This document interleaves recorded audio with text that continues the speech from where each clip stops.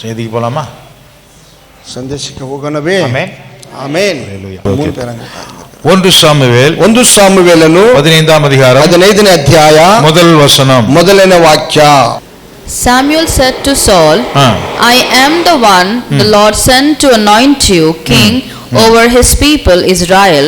So listen now to the message from the Lord. ಸಮುವೇಲನು ಸೌಲನಿಗೆ, ಯೆಹೋವನು ನಿನ್ನನ್ನು ತನ್ನ ಪ್ರಜೆಗಳಾದ ಈ ಇಸ್ರಾಯೇಲರ ಮೇಲೆ ಅರಸನನ್ನಾಗಿ ಅಭಿಷೇಕಿಸುವುದಕ್ಕೋಸ್ಕರ ನನ್ನನ್ನೇ ಕಳುಹಿಸಿದ್ದಾನಲ್ಲ, ಆತನು ಈಗ ಹೇಳುವುದನ್ನು ಕೇಳು. ఒకానొక దినమున సమూయేలు సౌలును పిలిచి, యెహోవా ఇశ్రాయేలులకు తన జనుల మీద నిన్ను రాజుగా అభిషేకించుటకై నన్ను పంపెను. యెహోవా మాట వినుము.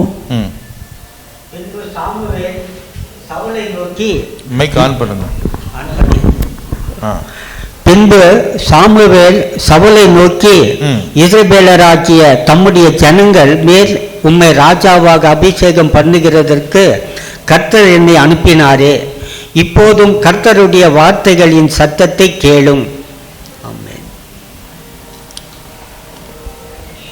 சாமுவேல் சவுலை நோக்கி, ಸಮುವೇಲನು ಸೌಲನನ್ನು ನೋಡಿ, இஸ்ரவேலராகிய தம்முடைய ஜனங்கள் மேல் உம்மை ராஜாவாக அபிஷேகம் பண்ணுகிறதற்கு கர்த்தர் என்னை அனுப்பினாரே.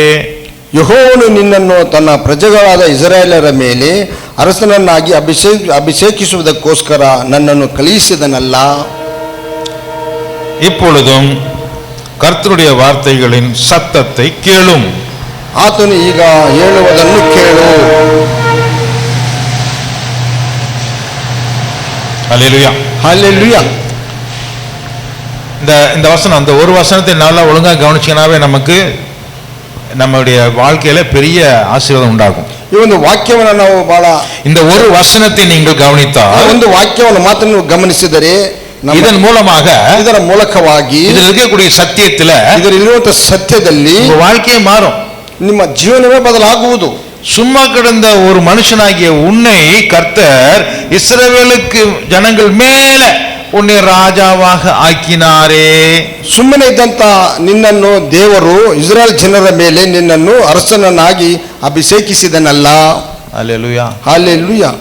அபிஷேகம் உனக்கு கொடுத்தது நான் தானே, ಅಭಿಷೇಕವನ್ನು ಮಾಡಿದವನು ನಾನು ತಾನೇ, அதுக்கு தானே கர்த்தர் என்னை அனுப்பினார். ಆದ್ದರಿಂದ ತಾನೇ ದೇವರು ನನ್ನನ್ನು ಕಳುಹಿಸಿದನು. ನಾನು உனக்கு அபிஷேகம் கொடுத்து உன்னை ராஜாவாக அறிமுகப்படுத்தினேனே. ನಾನು ನಿನ್ನನ್ನು ಅಭಿಷೇಕಿಸಿ ನಿನ್ನನ್ನು ಅರಸನನ್ನಾಗಿ ನಾನು ಪ್ರಕಟಿಸಿದ್ದೇನಲ್ಲ. சாமுவேல் சொல்லுகிறான். ಸಮುವೇಲನು ಹೇಳಿದನು. அதனால என்ன இப்போ? ಆದ್ದರಿಂದ ಇವಾಗ ಏನು? ராஜாவாக உன்னை ஏற்படுத்தினது தான் நானே, இப்ப என் பேச்ச நீ கேளு. ರಾಜನನ್ನಾಗಿ ಅಭಿಷೇಕಿಸಿದವನು ನಾನು, ಇವಾಗ ನನ್ನ ಮಾತನ್ನು ನೀನು ಕೇಳು. கர்த்தருடைய வார்த்தைகள் என் சத்தத்தின் மூலமாக உனக்கிட்ட வருது. ಯೆಹೋವನ ಮಾತುಗಳು ನನ್ನ ಶಬ್ದದ ಮೂಲಕವಾಗಿ ನಿನ್ನ ಬಳಿಗೆ ಬರುತ್ತಿದೆ. நீ ராஜாவாக ஆயிட்ட, ನೀ ಅರಸನಾದೆ, அபிஷேகம் பண்ணப்பட்டிருக்கிறாய், ಅಭಿಷೇಕಿಸಲು ಮಾಡಲ್ಪಟ್ಟಿ. அதனால ಆದ್ದರಿಂದ நீ என்ன செய்யணும்? ನೀನೇನು ಮಾಡಬೇಕು? ராஜா என்ன செய்யணும்? ರಾಜನು ಏನು ಮಾಡಬೇಕು?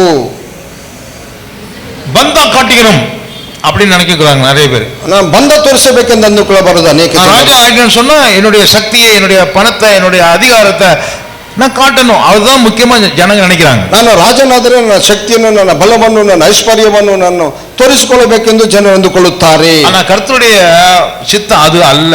ಆದರೆ ದೇವರ ಚಿತ್ತವು ಅದಲ್ಲ. நீ ராஜாவா ஆனதுக்கு காரணம் என்ன? ನೀನು ರಾಜನು ಆಗಿದ್ದಕ್ಕೆ ಕಾರಣವು ಏನು? அபிஷேகம். ಅಭಿಷೇಕವು. அபிஷேகம் பண்ணப்பட்டவங்களுக்கும் அபிஷேகம் பண்ணப்படாதவங்களுக்கும் என்ன வித்தியாசம்? ಅಭಿಷೇಕ ಮಾಡಲ್ಪಟ್ಟವರಿಗೂ ಅಭಿಷೇಕ ಮಾಡಲ್ಪಡದ ಇರುವವರಿಗೆ ಇರುವ ಒಂದು ವ್ಯತ್ಯಾಸವು ಏನು? யார் அபிஷேகம் பண்ணப்பட்டவங்க? ಯಾರು ಅಭಿಷೇಕಿಸಲ್ಪಟ್ಟವರು? 3 பேர். 3 ಜನರು. எத்தனை பேர்? 3 பேர். யார் யாரு? ಯಾರು? அபிஷேகம் பண்ணப்பட்டவங்க யார் யாருன்னா, ಅಭಿಷೇಕಿಸಲ್ಪಟ್ಟವರು ಯಾರು ಎಂದರೆ, ஆசாரியன், ಯಾಜಕನು.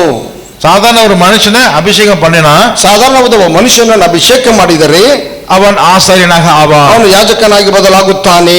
இன்னொரு ஆள் யாரு? ಮತ್ತೊಬ್ಬ ವ್ಯಕ್ತಿ ಯಾರು? தீர்க்கதரிசி, ಪ್ರವಾದಿಯು.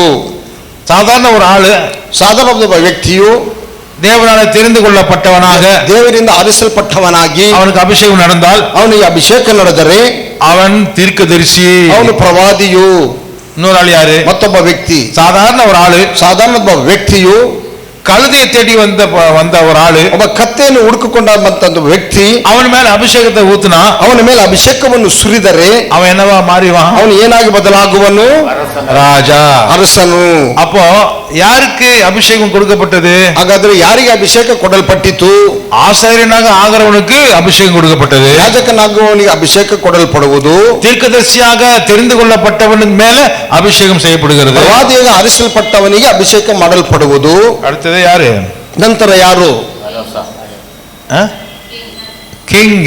அரசனாக தேவன் யாரை தெரிந்து கொள்கிறாரோ, ಅರಸನನ್ನಾಗಿ ಯಾರನ್ನು ದೇವರು ಆರಿಸಿಕೊಳ್ಳುತ್ತಾನೋ அவனுக்கு அபிஷேகம் செய்யப்படுகிறது. ಅವನಿಗೆ ಅಭಿಷೇಕ ಮಾಡಲ್ಪಡುವುದು. இந்த அபிஷேகம் சொல்லி நிறைய பேர் சொல்றாங்க இல்லையா? ಈ ಅಭಿಷೇಕವೆಂದು ಅನೇಕರು ಹೇಳುತ್ತಾರಲ್ಲವೇ? அப்படின்னா என்ன? ಹಾಗಂದರೆ ಏನು? சொல்லுங்க. ಹಾಗಂದರೆ ಏನು? யாரும் சொன்னாங்களே, இன்னும் இல்லையா?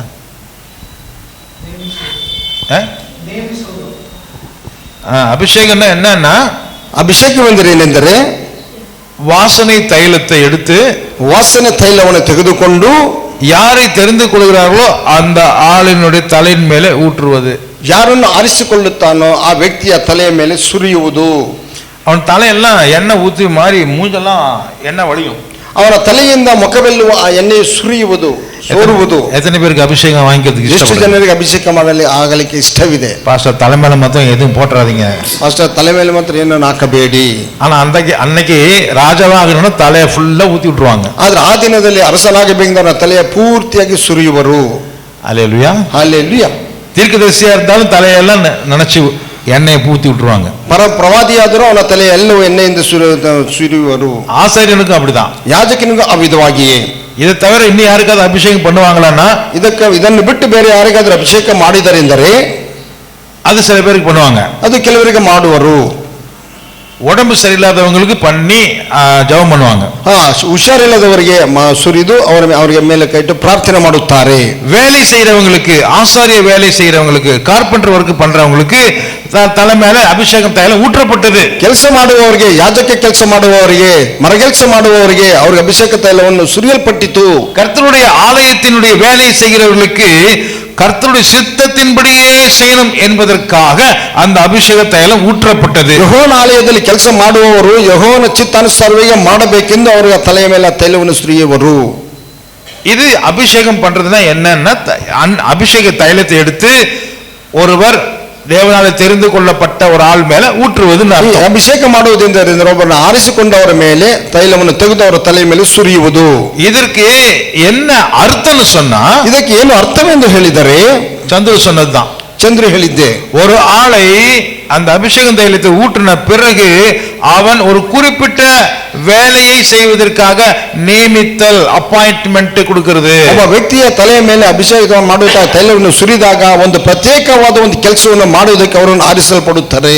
அந்த தைலம் ஊற்றுவதற்கு முன்பதாக அவன் எதை வேணாலும் செஞ்சுட்டு சுத்திட்டு கிடப்பான். ಅವನು ಆ ತೈಲವನ್ನು ಸುರಿಯೋದಕ್ಕೆ ಮುಂಚಿತವಾಗಿ ಏನು ಬೇಕಾದರೂ ಎಲ್ಲಿ ಬೇಕಾದರೂ ಸುತ್ತಿಕೊಂಡು ಕೆಲಸ ಮಾಡಿಕೊಂಡಿರಬಹುದು. ஆனால் அவனை அழைத்து அவனுடைய தலையின் மேலே அந்த அபிஷேக தைலம் ஊற்றும் பொழுது, ಆದರೆ ಅವನನ್ನು ಕರೆದು ಅವನ ತಲೆಯ ಮೇಲೆ ಅಭಿಷೇಕ ತೈಲವನ್ನು ಸುರಿದಾಗ ஊற்றுவதற்கு முன்பதாக ஒரு வார்த்தையை சொல்லி ஊற்ற வேண்டும். ಆ ಸುರಿಯುವುದಕ್ಕೆ ಮುಂಚಿತವಾಗಿ ಒಂದು ಮಾತನ್ನು ಹೇಳಿ ಅವನ ಮೇಲೆ ಆ ತೈಲವನ್ನು ಸುರಿಯಬೇಕು. இஸ்ரவேலின் தேவனாகிய யெகோவா தேவன் உன்னை ராஜாவாக அபிஷேகம் பண்ணுகிறார் என்று சொல்லி ஊற்ற வேண்டும். ಇಸ್ರಾಯೇಲರ ಯೆಹೋವನ ದೇವರಾದ ದೇವರು ನಿನ್ನ ರಾಜನಿಗೆ ಆರಿಸಿದನು ಎಂದು ಹೇಳಿ ಅವನ ತಲೆಯ ಮೇಲೆ ಅಭಿಷೇಕ ತೈಲವನ್ನು ಸುರಿಯಬೇಕು. அப்பொழுது அந்த நிமிஷத்திலிருந்து அவன் ராஜா என்கிற ஒரு பொறுப்புக்குள்ளாக நியமிக்கப்படுகிறான். ಆ ಒಂದು ಕ್ಷಣದಿಂದ ಅವನು ರಾಜನೆನ್ನುವ ಜವಾಬ್ದಾರಿ ಅವನು ಒಳಗಾಗುತ್ತಾನೆ.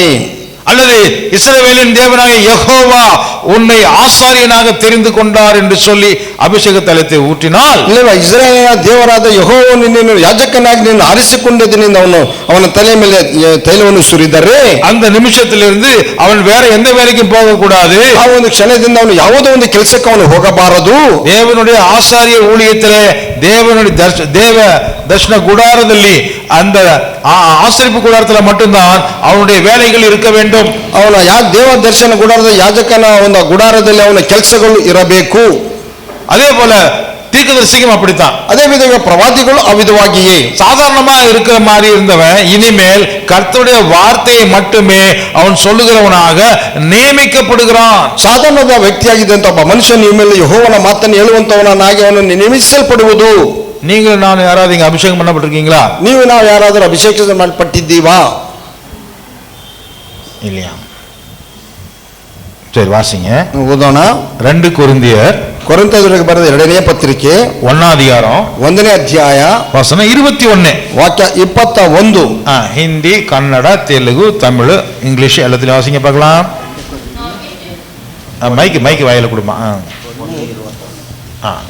2 Corinthians chapter 1 verse 21 தமிழ்ல தான் வாசிங்க. 2 கொரிந்தி 1ನೇ ಅಧ್ಯಾಯ 21. தேடிட்டு இருக்காங்களா? தேடுங்க. Now it is God who makes us both and It is God who makes us all, both you stand firm in Christ both you and us stand firm in Christ. stand firm in Christ. He anointed us. He anointed us. உங்களோடு கூட எங்களையும் கிறிஸ்துவுக்குள் ஸ்திரப்படுத்தி நம்மை அபிஷேகம் பண்ணினவர் தேவனே. Amen. ನಮ್ಮನ್ನು ಅಭಿಷೇಕಿಸಿ ಕ್ರಿಸ್ತನ ಅನ್ಯೋನ್ಯತೆಯಲ್ಲಿ ಸೇರಿಸಿ ನಮ್ಮನ್ನು ನಿಮ್ಮೊಂದಿಗೆ ಸ್ಥಿರಪಡಿಸಿದವನು ದೇವರೇ. ನಮ್ಮನ್ನು ನಿಮ್ಮೊಂದಿಗೆ ಸ್ಥಿರಪಡಿಸಿದವನು ದೇವರೇ. మీతో కూడా క్రిస్తునందు పిలిచియుండునట్లుగా మిమ్మల్ని స్థిరపరిచి అభిషేకించిన వాడు దేవుడే. ఇప్పుడు చెప్పండి, ಇವಾಗ ಹೇಳಿರಿ, ಯಾರು ಹಿಂಗ ಅಭಿಷೇಕ பண்ணப்பட்டவங்க? ಯಾರು ಇವಾಗ ಅಭಿಷೇಕಿಸಲ್ಪಟ್ಟವರು? ಗೂಬೆಗಳು ಕೈ ಎತ್ತಬೇಕು. ஹல்லேலூயா. ஹல்லேலூயா. யாருன்னு கேட்டா சொல்லணும் நானே அப்படின்னு. ಯಾರಂತ ಕೇಳಿದರೆ ಹೇಳಬೇಕು, ನಾನು ಎಂದು ಕೈ ಎತ್ತಬೇಕು. கொரிந்ததவரோ அப்படி சொல்லக்கூடாது. ಕೊರಂತದವರು ಅಂತ ಹೇಳಬಾರದು. ಯೇಸು இதை ஏற்றுக்கொண்டவங்க அத்தனை பேருமே, ಯೇಸುವನ್ನು ಅಂಗೀಕರಿಸಿದವರು ಅಷ್ಟು ಜನಗಳು, இயேசு என்னுடைய ரட்சகர் அப்படின்னு சொல்லி யாரெல்லாம் நம்புறாங்களோ அத்தனை பேருமே அபிஷேகம் பண்ணப்பட்டிருக்கிறோம். ಯೇಸು ನನ್ನ ರಕ್ಷಕನೆಂದು ಯಾರೆಲ್ಲ ಬಾಯಿಂದ ಹೇಳುತ್ತಾರೋ ಅಷ್ಟು ಜನರು ರಕ್ಷಣೆ ಹೊಂದಿದವರು. இப்ப சொல்லுங்க, ಇವಾಗ ಹೇಳಿ, நான் அபிஷேகம் பண்ணப்பட்டிருக்கேன், ನಾನು ಅಭಿಷೇಕಿಸಲ್ಪಟ್ಟಿದ್ದೇನೆ. ஹல்லேலூயா. ಹಲ್ಲೆಲೂಯಾ. சரி, அடுத்த கேள்வி. ನಂತರ ಪ್ರಶ್ನೆ, என்ன அபிஷேகம்? ಯಾವ ಅಭಿಷೇಕವು? பிரீஸ்டா, கிங்கா, ப்ராஃபட்டா? ಇಲ್ಲ ಪ್ರವಾದಿಯೇ, ಯಾಜಕನೇ, ಇಲ್ಲವೇ ಅರಸನೇ? priest.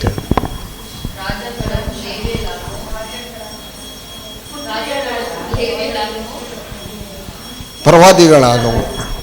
3 சேர்ந்த ஒரு ஆளு தான் கிறிஸ்து.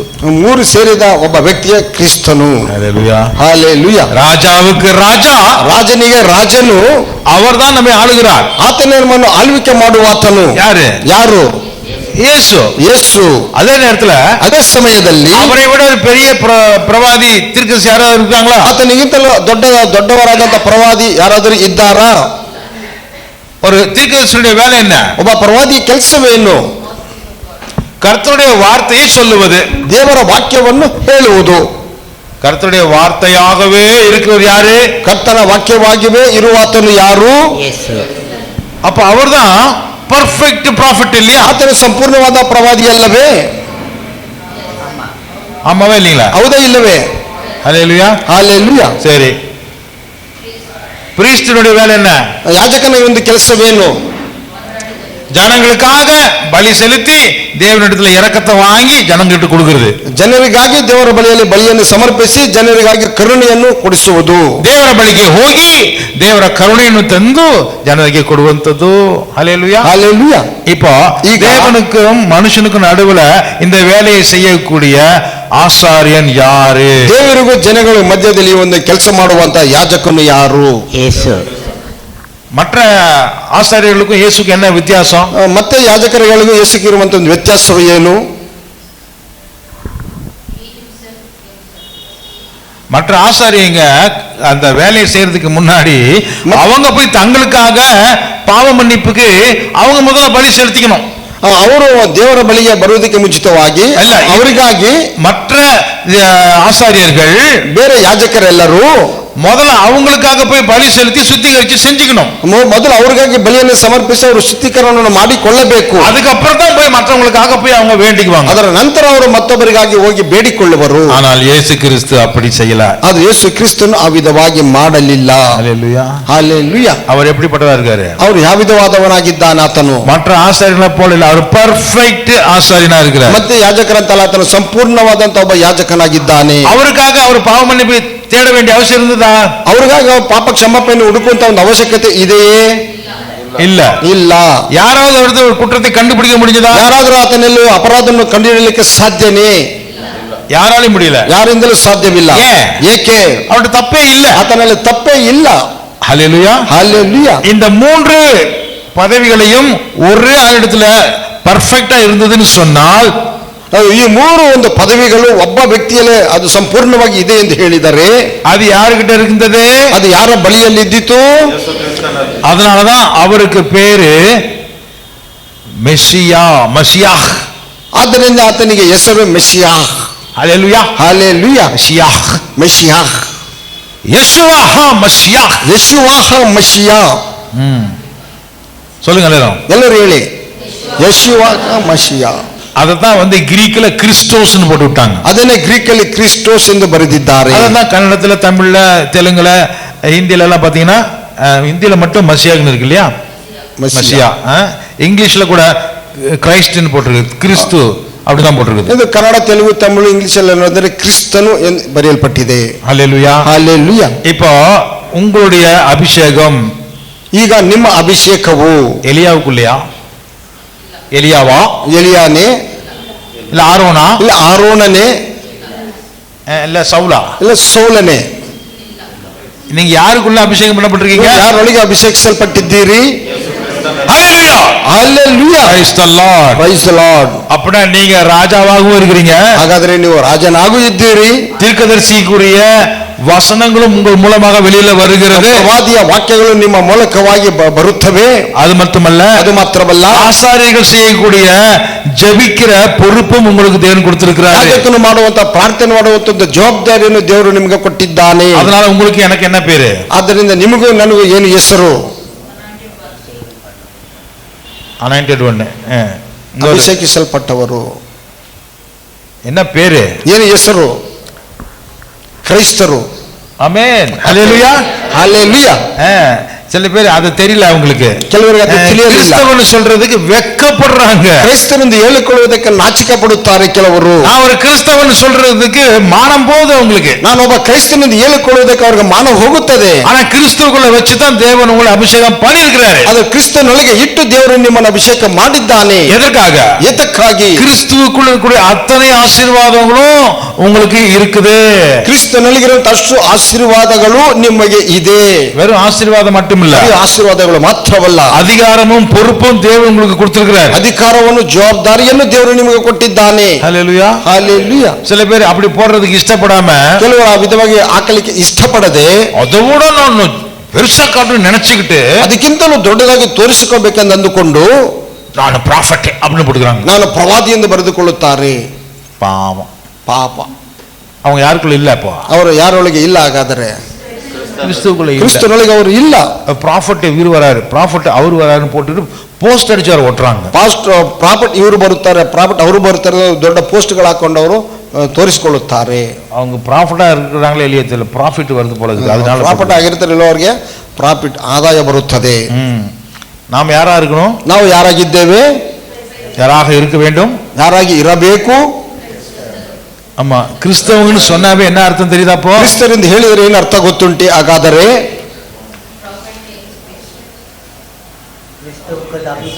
you are also little messiah. messiah.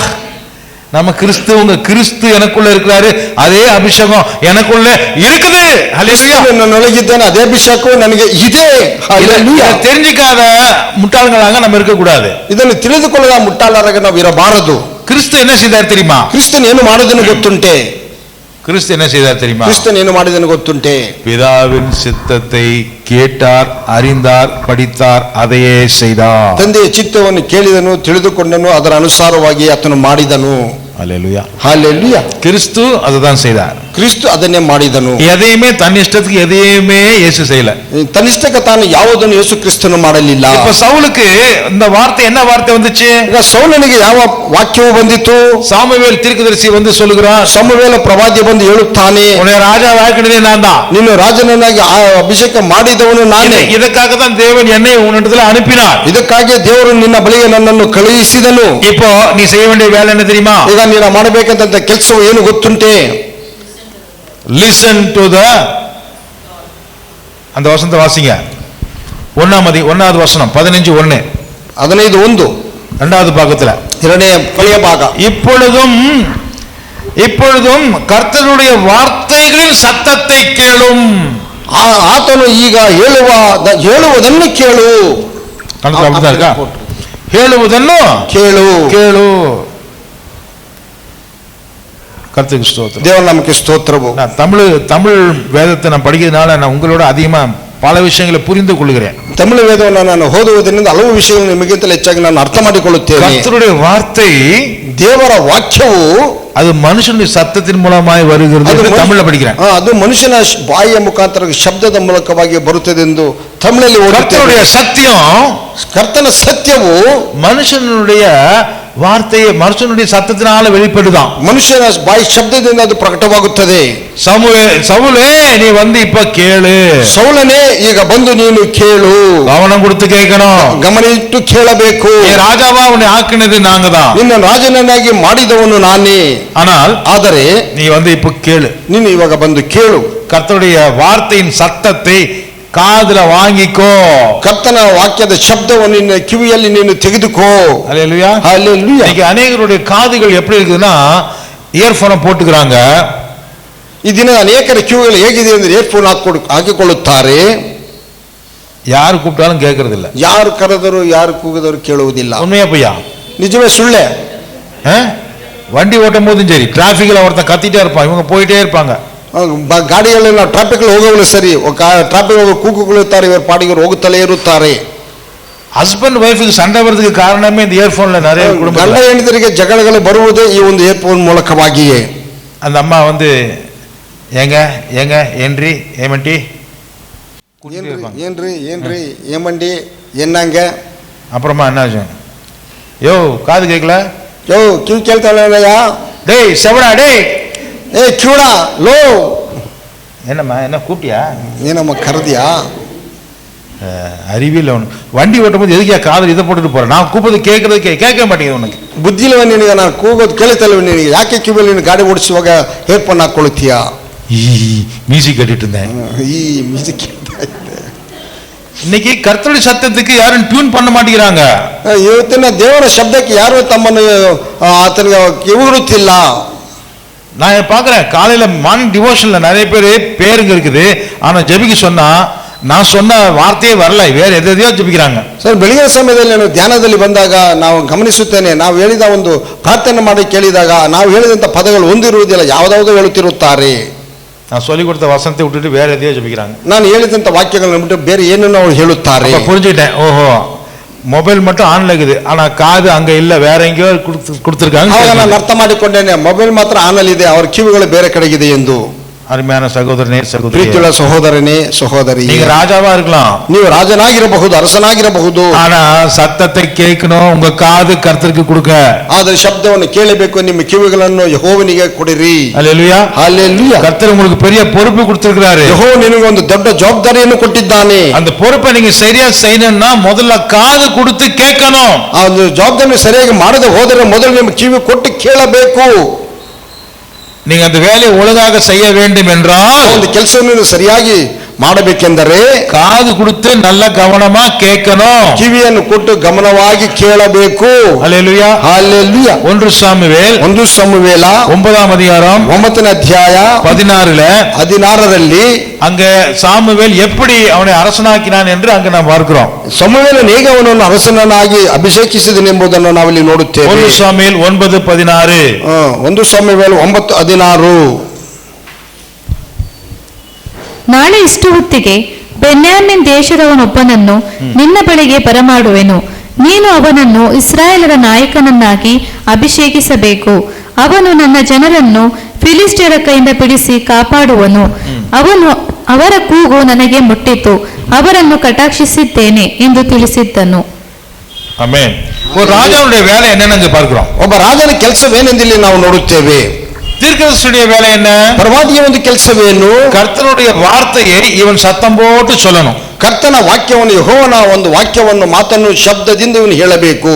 கர்த்தருடைய சத்தியத்தை மனுஷ வாயினால சத்தமா சொல்லணும். ಯೆಹೋವನ ಸತ್ಯವನ್ನು ಮನುಷ್ಯನ ಬಾಯಿಂದ ಹೇಳಬೇಕು. அது தீர்க்கதரிசியுடைய வேலை. ಅದು ಪ್ರವಾದಿಯ ಒಂದು ಕೆಲಸವು. ஒரு பிரீஸ்ட், ஒரு யாஜகனுடைய வேலை என்ன? ஒரு ஆசாரியனுடைய வேலை என்ன? ಒಬ್ಬ ಯಾಜಕನ ಕೆಲಸವೇನು? ஜனங்களுடைய சத்தத்தை அவன் கேட்டு, ಜನರ ಶಬ್ದವನ್ನು ಅವನು ಕೇಳಿ, தேவனுடைய வார்த்தையின்படி அவங்களுக்கு வழிநடத்துவதற்காக, ದೇವರ ವಾಕ್ಯಾನುಸಾರವನ್ನು ನಡೆಸುವುದಕ್ಕಾಗಿ, அவங்களுடைய பிரச்சனைகளுக்காக, பாவங்களுக்காக, ಅವರ ಸಮಸ್ಯೆಗಳಿಗಾಗಿ, ಅವರ ಪಾಪಗಳಿಗಾಗಿ தேவனுடைய சமூகத்துல போய் அவன் மன்றாடி அழுது ஜெபித்து தேவனுடைய இரக்கத்தை வாங்கிட்டு வந்து கொடுக்கணும். ದೇವರ ಸನ್ನಿಧಾನಕ್ಕೆ ಹೋಗಿ ಅವನು ಕಣ್ಣೀರಿಟ್ಟು ಪ್ರಾರ್ಥನೆ ಮಾಡಿ ದೇವರ ಕರುಣೆಯನ್ನು ಅವರಿಗೆ ದಯಪಾಲಿಸಬೇಕು. அவனுடைய பாவத்துக்காக அவன் பாவத்துக்கு பிராயச்சித்தம் செஞ்சு அந்த ரத்தத்தை கொண்டு போய் கர்த்தருடைய சந்நிதியில் தெளிக்கணும். ಜನರ ಪಾಪಕ್ಕಾಗಿ ರಕ್ತ ಆತನು ಬಲಿಯನ್ನು ಸಮರ್ಪಿಸಿ ರಕ್ತವನ್ನು ದೇವರ ಸನ್ನಿಧಾನದಲ್ಲಿ ಕೊಂಡು ಹೋಗಿ ಅದನ್ನು ಚಿಮುಕಿಸಬೇಕು. தேவனுடைய இரக்கத்தை கொண்டு வந்து அவன் கொடுக்கணும். ದೇವರ ಕರುಣೆಯನ್ನು ಕೊಂಡು ಬಂದು ಅವರಿಗೆ ಕೊಡಬೇಕು. இது ஒரு ಆಸಾரியனுடைய வேலை. ಇದು ಒಬ್ಬ ಯಾಜಕನ ಒಂದು ಕೆಲಸವು. ராஜாவுடைய வேலை என்ன? ರಾಜನ ಕೆಲಸವೇನು? இங்கே சொல்லுகிறான், ಇಲ್ಲಿ ಹೇಳುತ್ತಾನೆ, சாமுவேல் சொல்லுகிறான், ಸಾಮುವೇಲನು ಹೇಳುತ್ತಿದ್ದಾನೆ, ராஜாவாக இருந்தா என்ன செய்யணும்? ನೀನು ರಾಜನಾಗಿದ್ದರೆ ಏನು ಮಾಡಬೇಕು? இஸ்ரவேலின் மேலே நான் உன்னை அதிபதியாக அபிஷேகம் பண்ணுவேன். ಇಸ್ರಾಯೇಲರ ಮೇಲೆ ನಿನ್ನನ್ನು ನಾಯಕನನ್ನಾಗಿ ನಾನು ಅಭಿಷೇಕ ಮಾಡುವೆನು. அவன் என்ன செய்வான்? ಅವನು ಏನು ಮಾಡುತ್ತಾನೆ? என்னுடைய ஜனத்தை அவன் எதிரிகள் கையில் இருந்து யுத்தம் பண்ணி அவன் பாதுகாப்பான், ரட்சிப்பான். ನನ್ನ ಜನರನ್ನು ಫಿಲಿಸ್ಟಿಯರ ಮೇಲೆ, ವಿರೋಧಿಗಳ ಮೇಲೆ ಯುದ್ಧವನ್ನು ಮಾಡಿ ನನ್ನ ಜನರನ್ನು ಬಿಡಿಸಿ ಕಾಪಾಡುವನು. இதை செய்வதற்காக, ಇದನ್ನು ಮಾಡುವುದಕ್ಕಾಗಿ நான் அவனுக்கு அபிஷேகத்தை கொடுக்கிறேன். ನಾನು ಅವನಿಗೆ ಅಭಿಷೇಕವನ್ನು ಮಾಡುತ್ತೇನೆ. அல்லேலூயா. ಹಲ್ಲೆಲೂಯಾ. ஒரு ராஜாவுடைய வேலை என்ன? ಒಬ್ಬ ರಾಜನ ಕೆಲಸವೇನು? தன்னுடைய ஜனங்களுக்காக அவன் யுத்தம் பண்ணி அவர்களை பாதுகாக்கணும், ரட்சிக்கணும். ತನ್ನ ಜನರಿಗಾಗಿ ಅವನು ಯುದ್ಧ ಮಾಡಿ ಅವರನ್ನು ಕಾಪಾಡಿ ರಕ್ಷಿಸಬೇಕು. அல்லேலூயா. ಹಲ್ಲೆಲೂಯಾ. இதற்காகத்தான் ಇದಕ್ಕಾಗಿಯೇ நான் அவனுக்கு இந்த அபிஷேகத்தை கொடுக்கிறேன். ನಾನು ಅವನಿಗೆ ಒಂದು ಅಭಿಷೇಕವನ್ನು ಕೊಡುತ್ತಿದ್ದೇನೆ.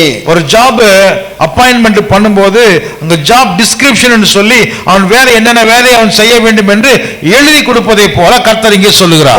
ಒಬ್ಬನಿಗೆ ಒಂದು ಕೆಲಸವನ್ನು ಕೊಡುವಾಗ, ನೇಮಿಸುವಾಗ ಅವನ ಕೆಲಸಕ್ಕೆ ತಕ್ಕಂತೆ ಏನೆಲ್ಲ ಮಾಡಬೇಕೆಂಬುದನ್ನು ಅವನಿಗೆ ಬರೆದು ಕೊಡುವಂತೆ ದೇವರು ಇಲ್ಲಿ ಅವನಿಗೆ ಹೇಳಿಕೊಡುತ್ತಿದ್ದಾನೆ. ஏற்கனவே சவுலுடைய பிரச்சனை என்ன நம்ம பார்த்துட்டோம் இல்லையா? ಮುಂಚಿತವಾಗಿ ಸೌಲನ ಸಮಸ್ಯೆ ಏನೆಂದು ನಾವು ನೋಡಿದೆವಲ್ಲವೇ? அவன் அசட்டை பண்ணுகிறான், ಅವನು ತಸ್ತರ ಮಾಡುತ್ತಾನೆ. பொறுப்பை குறித்து அவனுக்கு சந்தோஷமும் இல்ல, ஒரு அதை குறித்து எண்ணமுமே இல்லை அவனுக்கு.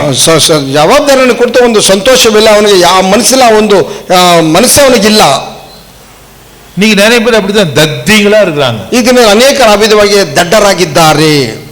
ஏசு கிறிஸ்துக்குள்ள நான் இருக்கிறேன், அதுக்கு நான் என்ன பண்ணணும்? இப்போ ಯೇಸು ಕ್ರಿಸ್ತನಿಗೆ ನಾನು ಇದ್ದೇನೆ, ಅದರಿಂದ ನಾನು ಏನು ಮಾಡಬೇಕು? நான் சர்ச்சுக்கு தான் போறேன், அதுக்கு என்ன? போ ನಾನು ಚರ್ಚ್ಗೆ ಹೋಗುತ್ತೇನೆ, ಅದರಿಂದ ಏನು ಇವಾಗ?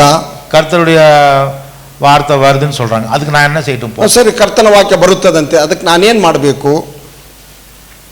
பொறுப்பு தெரியல, ಅವ್ರಿಗೆ ಜವಾಬ್ದಾರಿ ಏನೆಂದು ತಿಳಿಯದು.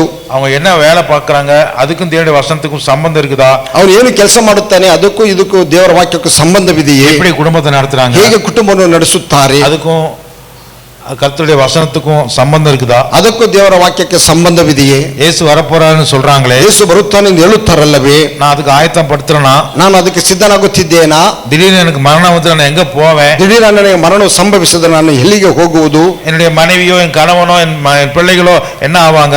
ನನ್ನ ಹೆಂಡತಿಯೋ, ನನ್ನ ಮಕ್ಕಳು, ನನ್ನ ಗಂಡನು ಏನಾಗುತ್ತಾರೆ?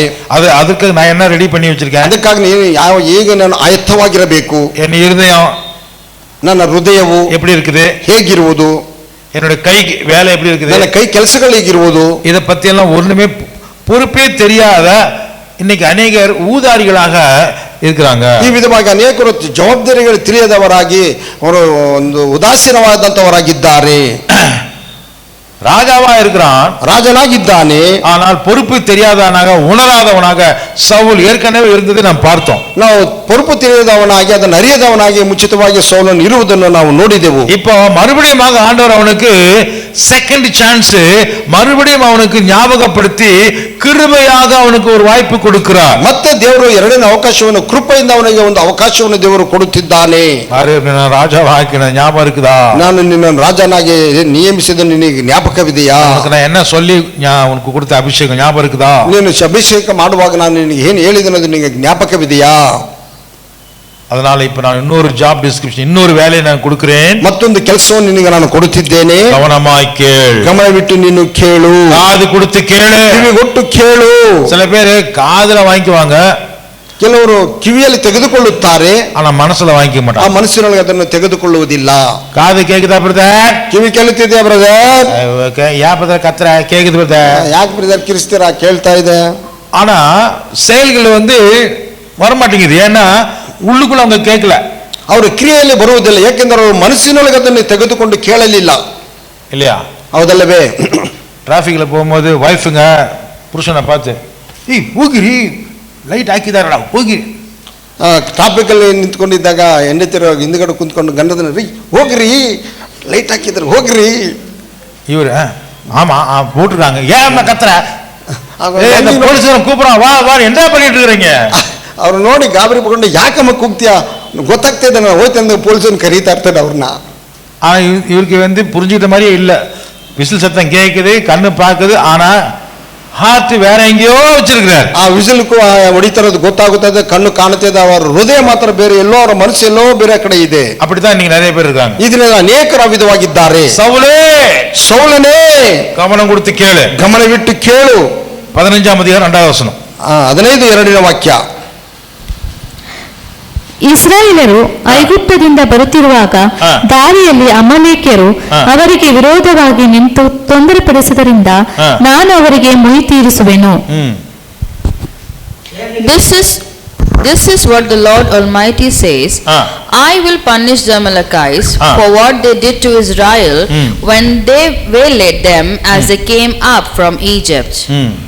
சேனைகளின் கர்த்தர் சொல்லுகிறது என்னவென்றால், இஸ்ரவேலர் எகிப்தில் இருந்து வந்த போது அமலேக்கு அவர்களுக்கு வழிமறிக்க செய்கையை మనదిలే వైతిరిக்கிறேன். తెలుగు సైన్యములకు అధిపతియగు యెహోవా సెలవిచ్చినదేమనగా, అమలేకీయులు ఇశ్రాయేలీయులకు చేసినది నాకు జ్ఞాపకమే. వారు ఐగుప్తుల నుండి రాగానే అమలేకీయులు వారికి విరోధులై మార్గమందు వారి మీదకి వచ్చిరి గదా. கர்த்தருக்கு ஸ்தோத்திரம். தேவ நமக்கு ஸ்தோத்திரவு. கர்த்தருக்கு தன்னுடைய ஜனங்களை குறித்து கவலை இருக்குது, கரிசனை இருக்குது, அன்பு இருக்குது.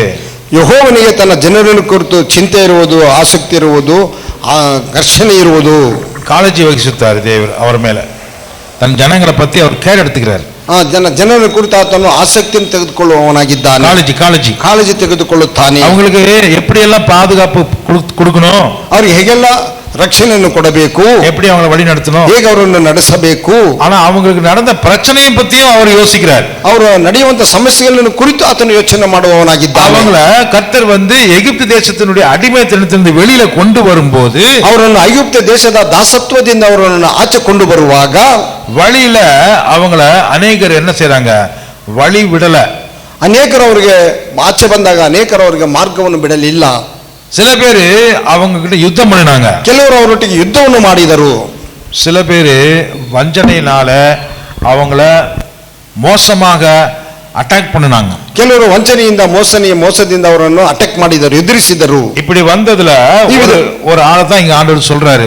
ಈ ವಿಧವಾಗಿ ಬಂದವರಲ್ಲಿ ಒಬ್ಬ ವ್ಯಕ್ತಿಯನ್ನು ಕುರಿತು ದೇವರು ಇಲ್ಲಿ ಹೇಳುತ್ತಿದ್ದಾನೆ. அவன் பேர் தான் அமலேக். ಅವನ ಹೆಸರು ಅಮಲೇಕ್ಯರು. இந்த அமலேக்குங்கிற ஒரு பெரிய கூட்டம், ಅಮಲೇಕ್ಯರು ಅಂತ ಒಂದು ದೊಡ್ಡ ಗುಂಪು எங்க இருந்து வராங்க, ಎಲ್ಲಿಂದ ಬರುತ್ತಾರೆ அப்படின்னு பார்த்தா, ಈ ವಿಧವಾಗಿ ನೋಡಿದರೆ யாக்கோபுனுடைய மகன்கள் 2 பேர் இருந்தாங்க இல்லையா, சாரி ஈசாக்குடைய மகன் 2 பேர். ಈಸಾಕನ ಮಕ್ಕಳು ಇಬ್ಬರು. யாரு? ஏசா, யாக்கோபு.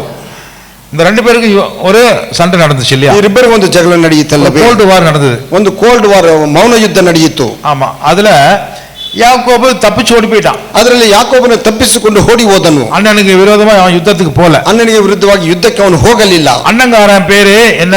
ಅಣ್ಣನ ಹೆಸರೇನು? ஏசா ஏசா. அவனுக்கு இன்னொரு பேர் உண்டு, ಅವನಿಗೆ ಮತ್ತೊಂದು ಹೆಸರು ಉಂಟು, ஏதோம். ಎದೋಮ್. அந்த ஏதோமுடைய வம்சத்திலிருந்து வந்தவன் தான் ಆ ಯೆದೋಮನ ವಂಶದ ವಾಲಿಯಿಂದ ಬಂದವನೇ இந்த ಅಮಲೇಕೆ. ಈ ಅಮಲೇಕ್ಯನು.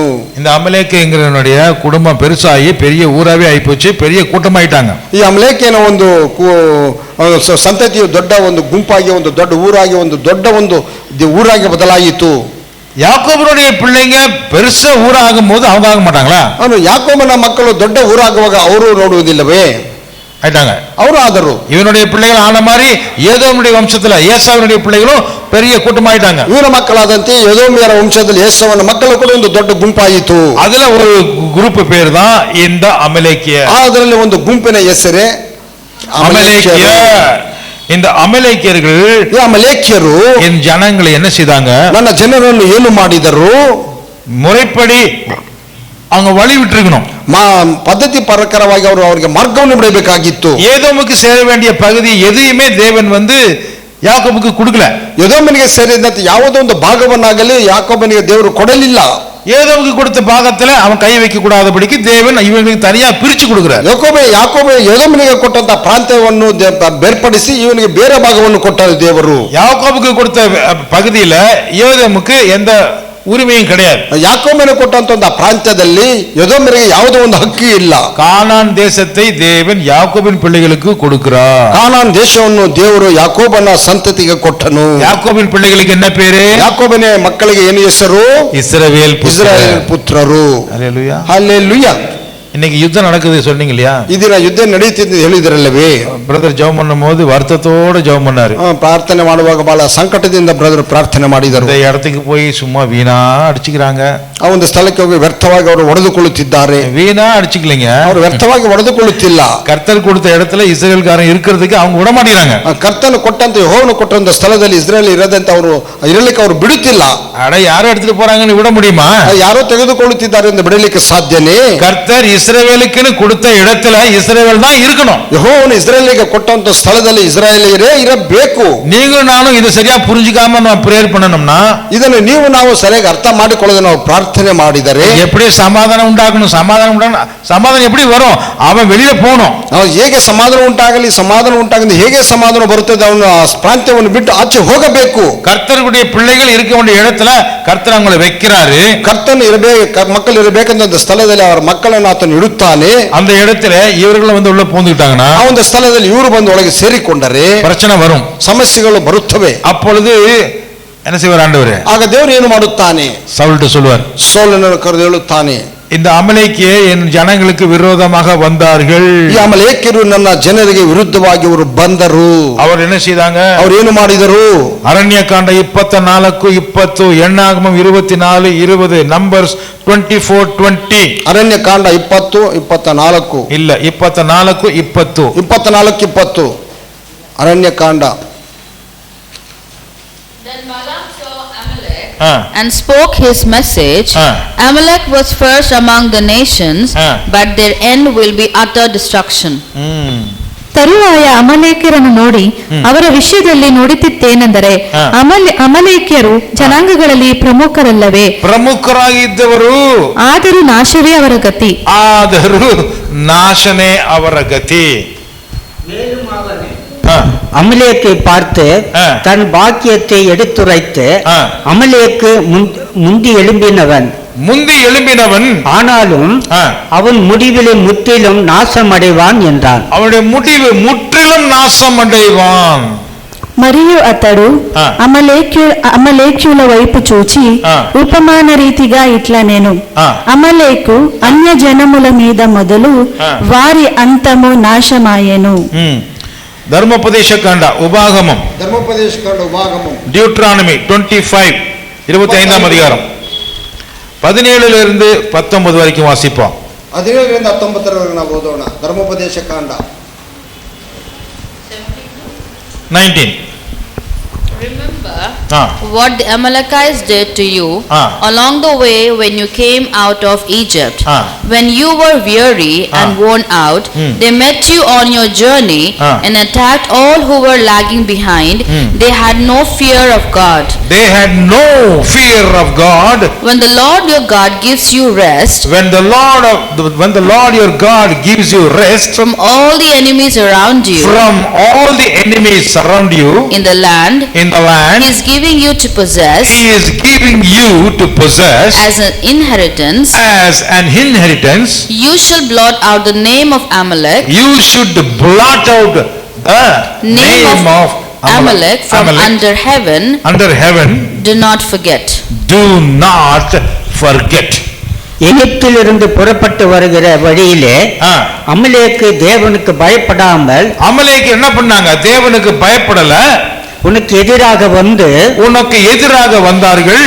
நீ இளைத்து விடாய்த்திருக்கையில், நீ அப்படியே ஓஞ்சி போய் இளைத்து போய் விடாய்த்து இருக்கும்போது, பின்வருகிறவன் பாளையத்தில் உள்ள, அதாவது யுத்தம் ஓஞ்சிச்சுன்னு சொல்லி நீ உட்கார்ந்து இருக்கும் பொழுது அவங்க பின்னணியில வந்து பலவீனரை எல்லாம் வெட்டினான் என்பதை நினைத்திருந்து, யாரெல்லாம் படுத்து ரெஸ்ட் எடுத்தானோ அவனெல்லாம் பிடிச்சி வெட்டி கொன்னு போட்டான். துரோகி அமலேக்கிய. உன் தேவனாகிய கர்த்தர் நீ சுதந்திரித்துக் கொள்ள உனக்கு கொடுக்கும் தேசத்தில், நீ உனக்கென்று சொல்லி சுதந்திரித்துக் கொள்ளும்படி கொடுத்த அந்த தேசத்தில் சுத்தபுரத்தாராகிய என்னுடைய சத்துருக்களை எல்லாம், என்னுடைய எல்லா சத்துருக்களையும் உன் தேவனாகிய கர்த்தர் விலக்கி, உன் தேவனாகிய கர்த்தர் அவர்களை விட்டு உன்னை விலக்கி உன்னை இளைப்பாற பண்ணும்போது, உனக்கு ரெஸ்ட் கொடுக்கும் போது, நீ அமலேக்கின் பேரை வானத்தின் கீழ் இராதபடிக்கு, அந்த அமலேக்கிற பேரே வரக்கூடாது வானத்துக்கு கீழே, அப்படியாக இராதபடிக்கு அழிக்க பண்ண கடவாய். இதை மறக்க வேண்டாம். என்ன பண்ண கடவாய்? இதை மறக்க வேண்டாம். ஐயோ பிரதர், மறந்துட்டீங்க. என்ன பண்ண கடவாய்? அழிக்க பண்ண கடவாய். அந்த பேர் இருக்கவே கூடாது. blot out the name of Amalekite. Never forget. ನೀವು ಐಗುಪ್ತ ದೇಶದಿಂದ ಬರುವಾಗ ದಾರಿಯಲ್ಲಿ ಅಮಾಲೇಕ್ಯರು ನಿಮ್ಮನ್ನು ಎದುರಿಸಿದ್ದನ್ನು ಜ್ಞಾಪಿಸಿಕೊಳ್ಳಿರಿ. ಅವರು ದೇವರಲ್ಲಿ ಸ್ವಲ್ಪವೂ ಭಯಭಕ್ತಿ ಇಲ್ಲದವರಾಗಿ, ನೀವು ದಣಿದು ಬಳಲಿ ಇದ್ದಾಗ, ನೀವು ಹೇಗಿರುವಾಗ? ದಣಿದು ಬಳಲಿ ಇದ್ದಾಗ, ದಣಿದು ಬಳಲಿ, ಈಗ ಯುದ್ಧ ಮುಗ್ದೋಯ್ತು, ನಾನು ವಿಶ್ರಾಂತಿ ತಗೊಳ್ಬೇಕು ಎಂದು ಮಲಗಿರುವಾಗ, ನಿಮ್ಮವರಲ್ಲಿ ಹಿಂದೆ ಬಿದ್ದ ಬಲಹೀನರನ್ನು ಸಂಹಾರ ಮಾಡಿದರಲ್ಲ. ಅವ್ರು ಏನ್ ಮಾಡಿದರು? ಸಂಹಾರ ಮಾಡಿದರು. ಆದ ಕಾರಣ ನಿಮ್ಮ ದೇವರಾದ ಯೆಹೋವನು ನಿಮಗೆ ಸ್ವದೇಶವಾಗುವುದಕ್ಕೆ ಕೊಡುವ ದೇಶದಲ್ಲಿ ನಿಮ್ಮನ್ನು ಸೇರಿಸಿ ಸುತ್ತಲೂ ಯಾವ ಶತ್ರುಗಳು ಇಲ್ಲದಂತೆ ಮಾಡಿದಾಗ ಭೂಮಿಯ ಮೇಲೆ ಅಮಲೇಕ್ಯರ ಹೆಸರು ಉಳಿಯದಂತೆ ನೀವು ಏನ್ ಮಾಡಬೇಕು? ಏನ್ ಮಾಡಬೇಕು? ಸಂಹಾರ ಮಾಡಬೇಕು. ಇದನ್ನು ಮರೆಯಬಾರದು. మీరు ఐగుప్తుల నుండి వచ్చుచుండగా మార్గమున అమలేకీలు మీకు చేసిన దాన్ని జ్ఞాపకము చేసుకొనుము. అతడు దేవునికి భయపడక మార్గమున నీకెదురుగా వచ్చి నీవు ప్రయాసపడి అలసి ఉన్నప్పుడు నీ వారిలో నీ వెనుకనున్న బలహీనులందరినీ హతము చేసెను. కాబట్టి నీవు స్వాధీనపరుచుకొనున్నట్లు నీ దేవుడైన యెహోవా స్వాస్థ్యముగా నీకిచ్చుచున్న దేశములో చుట్టుపట్లనున్న నీ సమస్త శత్రువులను లేకుండా చేసి నీ దేవుడైన యెహోవాను విశ్రాంతి దయచేసి తరువాత ఆకాశము క్రింద నుండి అమలేక్యుల పేరు తుడిచి వేయవలెను. ఇది మరిచిపోవద్దు.